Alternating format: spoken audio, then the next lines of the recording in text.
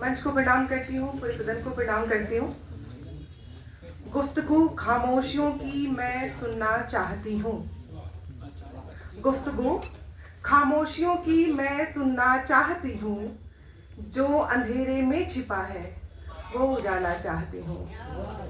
इस धरा पर ही बना दूं एक गगन ये चाह मेरी। इस धरा पर ही बना दूं एक गगन ये चाह मेरी। आसमां के चांद को धरती पे लाना चाहती हूँ। ये पंक्तियां हैं जिनके परिचय में संक्षिप्त मुझे कहना था, तो ये 4 पंक्तियां उनके पूरे व्यक्तित्व को प्रकाशित करता है कि जब कोई व्यक्ति ये सोचे कि चांद की चांदनी को और सूर्य के प्रकाश को लाके इस धरा को महका दे। ये व्यक्तित्व है आदरणीय मंजू सक्सेना जी का, जो अपने सुंदर स्मित से हमें प्रकाशित तो करती हैं, साथ ही साथ अपने प्रेम से, प्रेम का जो निस्वार्थ रूप है उससे हमें हमेशा ओजस्वित बनाती हैं। तो उनके जीवन के इस पूरे परिचय को मैं कुछ शब्दों में आप तक निवेदित करती हूँ, और जहाँ भी क्षमा हो, जहाँ भी कुछ त्रुटियां हो, मैं चाहती हूँ कि आप लोग उसके लिए मुझे पहले ही क्षमा दें। मंजू सक्सेना जी, जो कि अंग्रेजी साहित्य में इन्होंने एमए किया, फिर एलएलबी किया। इसके बाद इन्होंने लेखन की विधाओं में कहानी, उसके अलावा कविताओं, नज्म और गजलों की राह चुनी।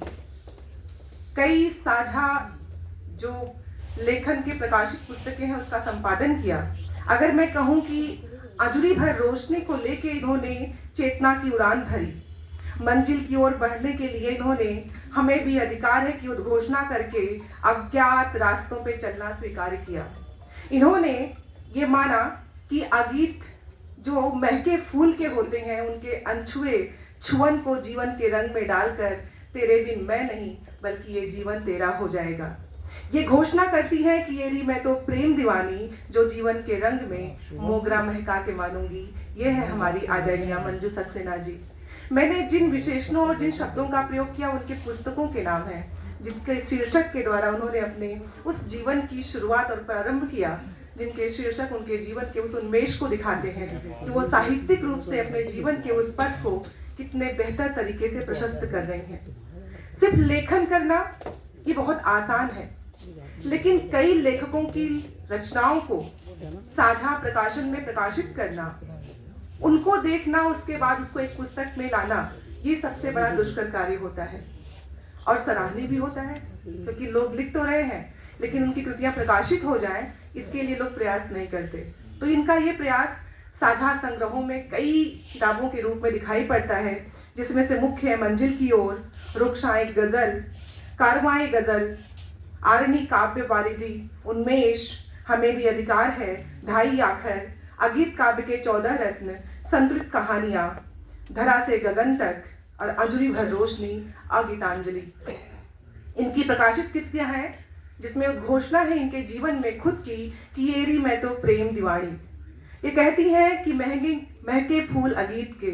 आप जानते हैं कि जिनकी स्मृति के ही वशीभूत होकर आदरणीय योगेश जी और मंजू दीदी लगातार साहित्यिक सेवा करते रहे हैं, उनके नाम पे रंगनाथ मिश्र सत्य जी की बात मैं कर रही हूँ। अगीत के जो पुरोधा थे, उनकी ही बातों को आशीर्वाद के रूप में मानते हुए आगे ले जाने की परंपरा मंजू जी और योगेश जी निर्वहित कर रहे हैं। तो मैं इसके लिए भी साहित्य जगत की तरफ से उन लोगों का धन्यवाद करती हूँ कि परंपरा आगे बढ़ रही है।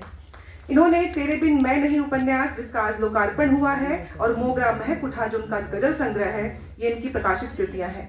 संपादन में चेतना की उड़ान, मन के कोरे कागज पर और सिद्धेश्वर की गजलें, ये इनकी संपादित पुस्तकें हैं। और अगर कहा जाए कि व्यक्ति जो कुछ लिखता है उसका व्यक्तित्व उसमें निरूपित होता है, तो जब भूमिका में इन्होंने किसी भी रचना के बारे में जो लिखा है वो उनके जीवन के उस विनम्रता को दिखाता है, जो उनके गजलों में, कहानियों में, और जो उपन्यास जिसको हम आगे पढ़ेंगे उसमें कहीं न कहीं जीवन के उन अनछुए पलों को निरूपित करता है, रूपायित करता है, जो जीवन की असल सच्चाइयों को, यथार्थ के उस क्रूरतम सच को बहुत ही सुंदर तरीके से पिरोने का प्रयास किया है। तो मैं इसके लिए आदरणीय मंजू सक्सेना जी को बहुत बहुत धन्यवाद देती हूँ, और साहित्य की तरफ से ये चाहती हूँ कि इस भवन से उनको जो अशेष शुभकामनाएं मिले उनके उस साहित्य यात्रा को, उनकी साहित्यिक यात्रा को और यशस्वी बनाए, और उनका लेखन यूं ही अनवरत चलता रहे। और इस बार 3 किताबों का हुआ है, अगली बार उससे अधिकतम संख्या हो और इनकी लेखनी यूं सतत साहित्य की सेवा करती रही। बहुत बहुत धन्यवाद, बहुत आभार।